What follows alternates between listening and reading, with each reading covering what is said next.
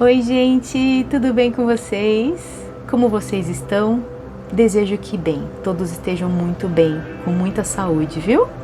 Hoje é dia 18 de março de 2022 e cá estou eu, no 18º vídeo do Desafio dos 31 Dias. E para você que está chegando aqui agora, o que é esse desafio dos 31 dias? É um desafio para mim, para vocês também, para quem está conseguindo me acompanhar diariamente, né? Mas especialmente para mim. Por quê? Porque esse mês de março, ele tem um marco muito importante na minha vida. Todo mês de março. A gente perdeu uma filhinha em março de 2016 e a partir de então, todo ano, a gente precisa se situar na régua do tempo. Então eu procuro fazer alguma coisa legal no mês de março e não deixar se transformar num mês triste. Eu sempre falo para as pessoas que na minha cabeça eu tenho a plena consciência de que março de 2022 não é março de 2016, né? Não foi o março de 2016. Então eu não tenho por que eu sofrer, tá certo? Porque é só um marco. Né? A gente precisa se situar na régua do tempo, mas eu tenho a plena consciência de que o que passou, passou, tá certo?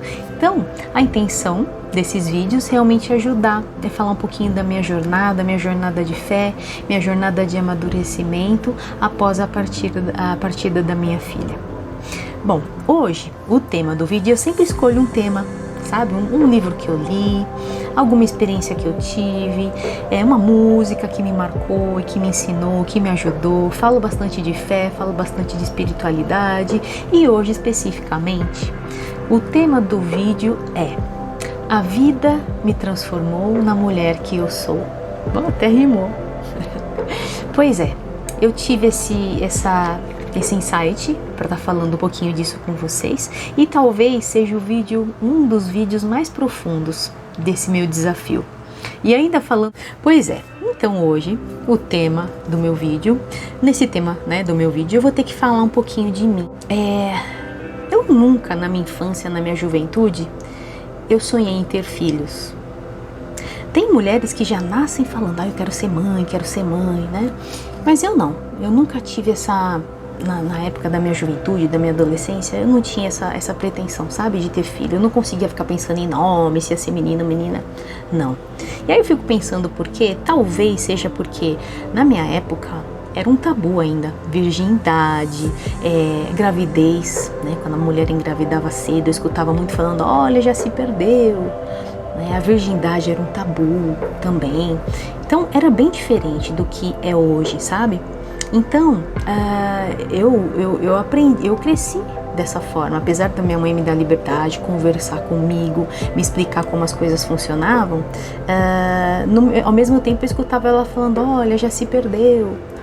Eu me lembro da primeira menina do bairro que engravidou, então era muito preconceito, era muito difícil na época, né? Então, eu não sei se por isso também a gente tem assim, como é que fala? A nossa infância, né? Tudo que a gente passa, nossas crenças limitantes, a gente cresce com isso, né, na cabeça. Então, não sei se foi por isso, eu não pensava em ter filhos. E aí, o que aconteceu? Aos 18 anos, eu fui para o Japão. Pois é. Fui com meu pai, fui como decassegue para trabalhar no Japão. Então não foi para passear, não foi para estudar, foi para trabalhar. E lá no Japão, e obviamente que essa fase da minha vida vale um vídeo só para isso, que eu tenho muita coisa para contar para vocês. Eu fiquei lá durante 7 anos da minha vida, fui com 18 anos. Bom, passei muitas coisas, muitas dificuldades, mas também eu aprendi muito e sou muito grata, sabe, por tudo que eu vivi lá naquele país. Tenho muitas saudades. E eu passei tantas coisas, né? Essa gratidão por quê? Porque o Japão e essa minha experiência me ajudou a me tornar a pessoa que eu sou. Eu sempre digo que na época não tinha o celular assim do jeito que a gente tem hoje, o WhatsApp, sabe? Então eu ainda escrevi carta, troquei carta com as minhas amigas, então a gente ficava naquela expectativa de receber notícias. E um dia eu vou contar, tá bom? Tudo isso pra você.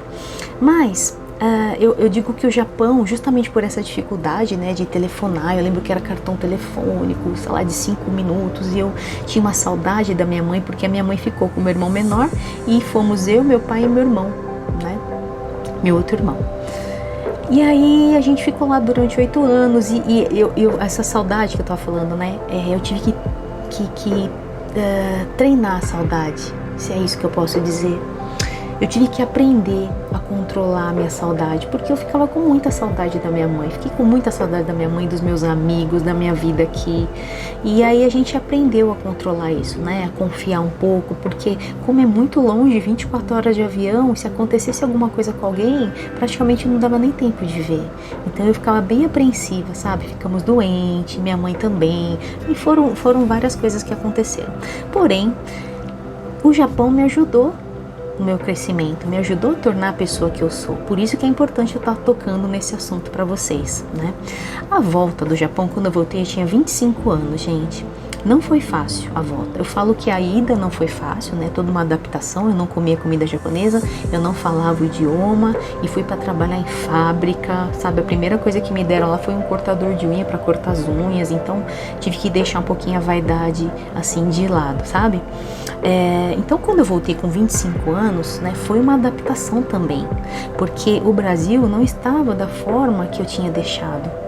As coisas tinham mudado, as crianças tinham crescido, né? A cidade tinha envelhecido em algumas coisas, então foi bem difícil. As músicas não eram as mesmas, as diversões não eram as mesmas, então eu tive aí um conflito, sabe? Um choque social depois na volta.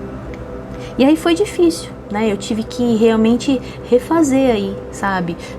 Os meus amigos verdadeiros, a gente não perdeu contato, obviamente, que eu falei pra vocês, a gente andava trocava carta, tal, mas foi preciso aí um recomeço, uma adaptação, sabe? Então, assim, o meu primeiro emprego, eu não tinha nunca trabalhado na época, e a intenção de eu ir para o Japão foi quando meu pai falou que não podia pagar minha faculdade. Meu pai já tinha ficado 3 anos sozinho, né? Então quando ele voltou, tentou se adaptar no Brasil, não deu, a gente foi para o Japão com ele. Ele falou, não tenho condições para pagar a faculdade, e eu achei que não era justo deixar ele enfrentar sozinho tudo de novo. E aí fomos eu e meu irmão. Porém, assim, quando eu voltando a falar, o primeiro emprego, sabe, a dúvida, sabe essa dúvida de adolescente, o que eu quero estudar, o que eu quero ser quando crescer, eu tive isso, né, com 25 anos, eu passei por essa fase, então foi bem difícil, né, eu queria estudar tudo, porque no Japão foi muito braçal, sabe, o trabalho era muito braçal, você não precisava pensar muito. E quando chego aqui, eu queria aproveitar todo aquele tempo de uma vez. Eu queria fazer curso, entrei em cursos, tal. A mente, o cérebro nem acompanhava tudo que eu queria fazer. Eu tinha a sensação de que eu tinha perdido o tempo, né? Inclusive na época minha mãe até me chacoalhou. Falou, poxa, não, você não perdeu tempo. Imagina, você tem experiência que muitas pessoas não têm e tal. Eu lembro que eu tive aí, gente, fiquei muito triste. Foram muitas lágrimas também na volta. Pensava em voltar para o Japão, não conseguia me adaptar aqui e tal, principalmente em relação ao emprego, me sentia uma inútil, eu não tinha nenhum registro na carteira. Quem que queria dar emprego, né? Com 25 anos, alguém que nunca tinha trabalhado aqui, então realmente eu me sentia um nada. Bom, por isso, né, eu acabei entrando para conseguir meu primeiro emprego, né, trabalhei numa perfumaria, sou muito grata ao Paulo da Perfumaria Homem. E eu me lembro na primeira entrevista de emprego, ele falou assim, você sabe fazer café? Eu falei, não, porque eu não gosto de café, né, então não tomo. Você sabe passar um fax? Eu acho que era isso na época. Eu falei, não. Mas aí eu matei ele, falei, olha, mas não tem o que eu não possa aprender. Eu gostaria de uma oportunidade. E ele me deu essa oportunidade, sou muito grata. Então trabalhei na perfumaria, meio que secretária dele, ajudando lá, empilhei caixas. Pra mim, nunca tive tempo ruim, sabe, gente, para trabalho. Foi bem legal essa fase, sou muito grata. E aí depois a vida foi me conduzindo, sabe? E eu queria estar aqui. O meu sonho nunca foi permanecer lá no Japão. Um dia eu vou contar toda essa história pra vocês, tá bom?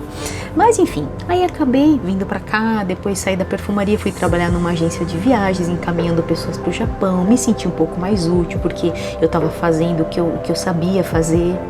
E aí eu comecei a fazer faculdade. A faculdade, enfim, foi tarde, né? Foi uma faculdade que eu terminei com 35 anos. Eu terminei faculdade de Direito. Comecei a trabalhar no escritório de advocacia, com a ajuda de um grande amigo também. Encontrei sempre boas pessoas no meu caminho, graças a Deus. E comecei a estudar, né? Fazer faculdade e me formei com 35 anos. E, na verdade, com 30 anos eu conheci o Mauro. Então, quando eu me formei, a gente já tinha 5 anos juntos. E nós nos casamos em 2011. Até então, gente, como que eu era, Samantha? Poxa, era uma pessoa livre, vaidosa, eu gostava muito de me cuidar, bonitona. Eu falo que eu tive barriga de tanquinho. Agora só sou o tanquinho invertido, né? Depois que a gente tem filho. Mas enfim, eu sempre fui muito vaidosa, sempre gostei muito de me cuidar, rata de academia, gostava mesmo, sabe, de malhar e tal, era livre, né, eu tinha minha independência, enfim, sempre estudei, sempre batalhei, e aí eu me casei com 35 anos, né, e aí, depois em 2014, eu tirei a minha OAB, fiquei 3 anos estudando para tirar a OAB, perdi 10 quilos na fase da prova do OAB. Foi um outro desafio para mim, um desafio de resiliência, sabe? Porque eu fui reprovada algumas vezes, não é fácil, é uma prova que você tem que ter aí força, muita força e determinação. Então passei pela prova do OAB e tal, e aí em 2014, eu engravidei da Lolo, com 38 anos, gente. Com 38 anos. E aí eu me descobri como mulher. A maternidade mexeu demais comigo, demais. Gestar, né, uma criança, saber que aquele ser estava crescendo dentro de mim, que eu era responsável por ele, foi assim uma transformação. A maternidade para mim me transformou, sabe? Ainda mais quando eu vi a carinha da Lolo. Meu Deus, eu era linda desde pequena. Então, para mim, assim, foi um sonho que eu não tinha, né? Mas que a partir de então, né? A partir do momento que eu me casei, que eu coloquei lá na calculadora, putz, né? Preciso ter filho, tô ficando mais velha, tal. Foi um sonho realizado. E aí eu trabalhava na época nesse escritório de advocacia. E em 2015, a Lolo tinha 1 aninho. Eu decidi sair desse escritório. Então foi um desafio para mim, eu tenho certeza que muitas mulheres passam por isso. Eu tive que escolher entre a maternidade e a minha vida profissional. Porque eu estava sofrendo muito de ter que terceirizar a Lolo para minha mãe, para minha sogra. Isso porque era minha mãe e minha sogra. Eu sei que muitas pessoas nem conseguem, né, tem que terceirizar para creche e tal. Mas eu queria muito, porque assim eu sofria de não estar participando, sabe? Não estar dando uma madeira dela, não estar cuidando dela. E aí foi o momento que eu sentei com o Mauro, a gente acertou, eu falei, abro mão de tudo. Eu abro mão da minha independência financeira, eu não quero mais, eu quero ser mãe. E não foi fácil, gente, porque para quem era sempre, tinha tantos anos, né? Na época que eu conheci o Mauro, ele tinha 24 anos, eu sou 6 anos mais velha que ele. Mas e aí, quando a gente se conheceu, eu já tinha vivido, assim, muita coisa, né? Fora do país, eu era muito independente, chegava até a assustar ele. Eu era muito independente, sabe? Quando você quer, você vai, você faz, você não fica dependendo, não fica esperando. E então, para mim, aceitar ficar em casa, né? E ser dependente dele foi uma coisa muito difícil. Porém, quando eu colocava na balança essa minha independência, né, essa parte profissional, e a Lorena ganhava, né, de 10-0. Então foi o momento que eu decidi sair realmente do meu trabalho para ser mãe. E foi a melhor coisa que eu fiz. Eu curti muito a Lolo. Muito demais, demais. Eu tenho muitos registros dessa fase da Lolo. Bom, e aí, quando foi em 2000, a Lolo nasceu em 2014, né, em 2015, né, quando eu saí da empresa, eu logo engravidei da Luna. Pois é, foi programado. Eu sei até a data que eu engravidei. Era tudo muito programado na minha vida, sabe? Então, engravidei da Luna. Eu saí, tipo assim, no dia 17 de dezembro de 2015. No dia 21 eu engravidei. A gente fez uma programação, engravidei da Luna, e aí eu pude curtir melhor até a gestação. Não estava trabalhando, né? Passou mal pra caramba os 4 primeiros meses, curti tudo, e a Lolo pequena, não é fácil, eu sei, com o barrigão e tal. Mas foi muito maravilhoso essa experiência, sabe? Maravilhosa essa experiência. E aí, gente, o que acontece? Nessa fase, a Luna estava com quase 6 meses já. Eu tava, poxa, com aquela sensação assim, sabe? Missão cumprida. Poxa, que legal, missão cumprida, né? Eu consegui ter filho, eu consegui me formar, eu tenho a minha OAB, minha família está constituída. Poxa, que legal, agora eu vou, sabe, vou fazer novos planos, eu vou fazer, enfim, um plano de carreira também, solo. Então eu tinha muitos planos, né? Porém, assim, eu sempre digo que eu achava que eu era inatingível, sabe? Eu via a vida dessa forma, né? Que assim, como se eu pudesse programar tudo, tivesse tudo sob o meu controle, sabe? E aí, a Luna já estava com 5 meses, eu comecei a cuidar do meu corpo de novo, sabe? Aquela vaidade guardada lá, e a mulher quando fica grávida, vocês sabem, quando a gente tem filho, né? O corpo já não fica igual. E aí eu voltei a malhar com 5 meses. Então, enquanto a Lorena ia pra escolinha, eu tinha uma grande amiga que me ajudava em casa, no soninho da Luna, eu pra academia. Ia malhar, comecei a cuidar da minha saúde de novo, fazer potinhos de salada, sabe, dieta, porque eu queria assim, tava tudo muito bom, eu tava numa fase muito boa da minha vida, sabe, mãe, né, sei lá, cuidando das minhas filhas, tudo muito planejado, tudo indo muito bem, e foi o momento que tudo aconteceu. Eu falo que a vida puxou meu tapete. Gente, e foi terrível a partida da minha filha, sabe? Isso frustrou muito as minhas expectativas. Eu me senti assim, como que eu posso dizer pra vocês? O mundo parou. Tudo aquilo que eu tinha vivido, que eu tô contando pra vocês, paralisou. Foi o momento que eu parei pra perguntar: quem sou eu? O que eu tô fazendo aqui? Né? Uma sensação de falta, uma sensação horrível de que eu não estava completa, sabe? Uma sensação de fragilidade, uma sensação de que eu não sabia nada, que tudo que eu tinha vivido, eu não entendia nada. Essa é a sensação que eu tinha, sabe? Eu tinha a sensação de sonhos interrompidos, de expectativas frustradas. E aí foi o momento que eu dei um reset na minha vida. Muitas coisas que faziam diferença para mim, que eram importantes para mim até então, naquele momento não eram mais.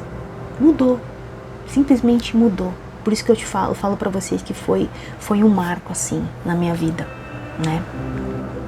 E ainda mais porque depois da Luna, né, agora respondendo a pergunta de muitas pessoas, mas por que você não teve outro filho, tal? Eu fiz laqueadura, gente. Então, isso daí pode ser um tema para outro vídeo, tá bom? Mas eu fiz laqueadura logo depois do nascimento da Luna. Então, imaginem vocês a dificuldade, né? A sensação que eu fiquei. Ao mesmo tempo que eu achava que eu estava no comando de tudo, de repente eu me vi totalmente fragilizada, pequena, indefesa, sabe? Era assim que eu me sentia, perdida, em todos os sentidos. Eu tive que ressignificar tudo na minha vida, né? E aí houve um outro recomeço. Eu sempre falo que quando eu voltei do Japão eu tive que recomeçar, né? E aí essa parte foi um novo recomeço para mim, muito mais difícil. E um recomeço assim de fé. Foi um momento que eu tive que pensar na minha espiritualidade. Quem sou eu? Qual que é o sentido da vida? Tá certo? Então, por isso que assim, esses 31 dias, né, esses vídeos que eu tô fazendo pra vocês, demonstra aí várias coisinhas, várias etapas que eu passei, tá certo? Então, muitas coisas que eu fazia na época, por exemplo, vou dar um exemplo pra vocês, assim, que isso abalou muito. A academia, ginástica. Como eu falei pra vocês, a Luna, um mês antes dela partir, eu tava, sabe, pelo menos 2 horinhas eu tava pegando firme, aquilo me dava um prazer, uma sensação, muito boa, né? Uma sensação de plenitude, sabe? E aí, isso foi a primeira coisa que frustrou.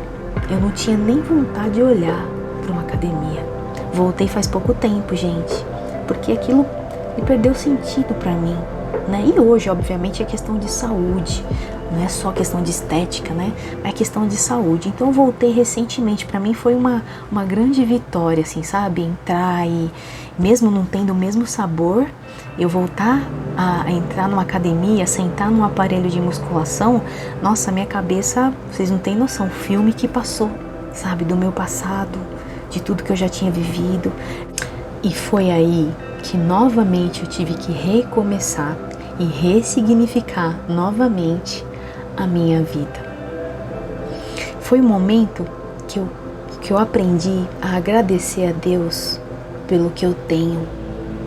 Foi um momento que eu aprendi a agradecer a Deus pelas oportunidades que Ele me deu.